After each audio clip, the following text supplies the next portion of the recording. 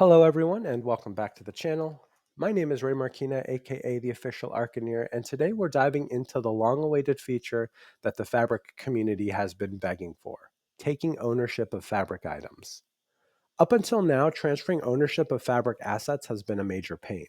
Whether it was done via Microsoft support tickets or setting up deployment pipelines just to get that ownership to change, the process was far from ideal. But finally, Microsoft has taken a step in the right direction. Now, is this going to be a perfect solution? Maybe not, but it's a massive improvement over what we've had before, and it's going to save a lot of time and headaches for admins and developers alike. In this video, I'll walk you through how you can take ownership of Fabric items, what you need to know about the process, and where this feature might be headed in the future. If you're as excited about this feature as I am, please be sure to hit that like and subscribe button for more Fabric content. With that out of the way, let's jump right on in. All right, so we're going to start by taking a look at the Microsoft Learn documentation for taking ownership of Fabric items. This is going to have a lot of good information that I think you should read through to get a better understanding of some of the prerequisites that are going to come along with this feature. So some of the things that I want to just highlight is you must have the read and write permissions on that item. If you don't have those permissions, you're not going to be able to take ownership. And you can have essentially three outcomes that come from taking ownership of a Fabric item. You could either have a success, a complete failure, or partial failure. And partial failure is probably the one that's harder to understand. This is going to happen if there are going to be children activities within an object that you're trying to take over that are not going to allow you to take over the entire object itself or entire item. I think of this as, imagine you have a pipeline with a notebook in it. You are going to try to take over that pipeline. You'll get partial success because you're not going to be able to take over that notebook. You're going to need to take over that notebook individually to get a full success. It also makes important note here that if you are going to take over a pipeline, you also need to ensure that the last modified by user is updated. And the way that you can do that is take ownership of a pipeline and then go into the pipeline itself, make some small edit, maybe change an activity name or maybe, do some setting that's different, save it, and that way that last modified user by is updated. So it is going to be a two-step process for data pipelines. Then it gives you a little bit of some guidance around when changing a pipeline, what to look out for. So it's possible that you may have not had access to a connection that the pipeline was referencing. So they want you to go in, make sure that the connection reference is still there. And if it's not, either get added to the connection that was previously established that you didn't have access to, or create your very own. And then some considerations and limitations to consider. Anything mirroring is not going to be supported as of right now. And right now that there's no API support for changing ownership of Fabric items, with the exception of the data warehouse. So what we're going to notice in this tutorial is when we try to change ownership of a data warehouse, it's not going to work. In this particular instance, we are going to have to call an endpoint, and I'm going to walk you through that process. But I believe the direction that they'll probably go in the future is hopefully exposing those API calls so that we can do this automatically, and we could have this part of our deployment lifecycle as we offboard, whether you're a contractor or whether you're switching projects. That way, if you are inactive in maybe a client's tenant, you'd be able to have that as part of your transition plan. All right, so now I'm going to go into Fabric, and I have a workspace that I created called Pro Demo Takeover Workspace, and I wanted to just demonstrate how easy it is to now take over any of these objects. So you can see that I had a colleague help me create some of these objects already, and you're going to see that let's start with a notebook. This is called Demo Notebook, and you can see that I am not the owner of it.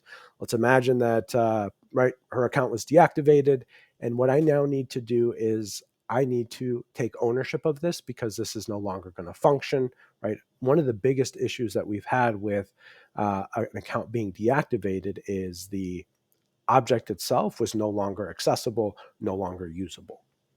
So according to the documentation, all I need to do is navigate to Settings under the About tab, and now you're going to see that there's this Take Over button right here.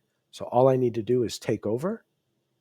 And what you're going to see is that you get a pop-up that says Successfully took over the item. Again, you can have one of three. So that's going to say that I now took over that. And if you look at the owner, you can now see that I was able to take over. Again, if we do the same thing for a pipeline, let me go ahead and go to settings. Again, under the about section, again, I have the ability to take over. So again, this makes it very easy than what we had to do before. And again, you can see that I now have ownership of it. With the exception of the demo pipeline, again, what you would need to do in this case is open up the pipeline, and you would need to make a small tweak. So maybe I can say like, wait 1-1, save it so that that last modified user is also saved alongside with it. So be sure that this is for any data pipeline that there is a two-step process that's being followed here. And lastly, the one thing that I wanted to show you is the warehouse. So if I go to the warehouse, we're going to start with demo warehouse, and we go to settings, we go to about. What you're going to see is there is no takeover action here. So I was surprised that I didn't see one, but that's okay because we do have a solution. So one thing I want to note first is, let me click into here. And what you're going to need for this API call or this endpoint call is you're going to need the workspace ID, and you're going to need the data warehouse ID. You can find them by looking in the URL or clicking into the warehouse and looking at the URL and extract those IDs. And I've created a notebook. So there is a notebook that I created called NBDW Takeover, and it's pretty straightforward.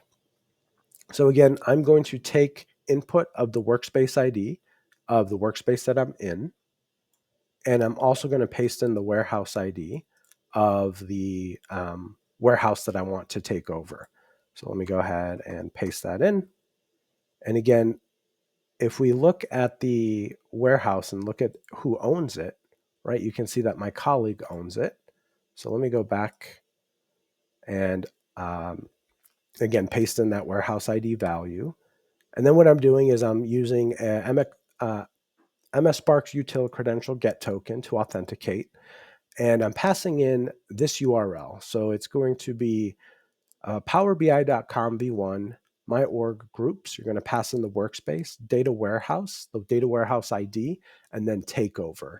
And that's going to be a post. So once I execute this post, it should allow me to take over that item. Let me go ahead and run this, and I'll be right back when this finishes.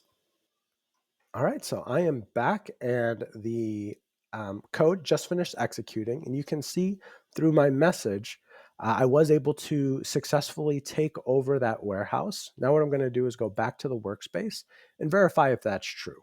Right? Once upon a time, this said my colleague's name. Now you can see that it's over to myself. And there you have it. Taking ownership of Fabric items is finally here. No more endless Microsoft support tickets or complex workarounds. While this might not be the ultimate solution, it's definitely a step in the right direction, and I'm excited to see how Microsoft continues to improve this feature. Tell me what you think about this update. Is it solving your problems, or do you still find some gaps within this feature itself?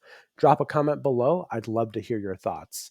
And if you found this video helpful, don't forget to give it a thumbs up and subscribe to the channel for more Microsoft Fabric content.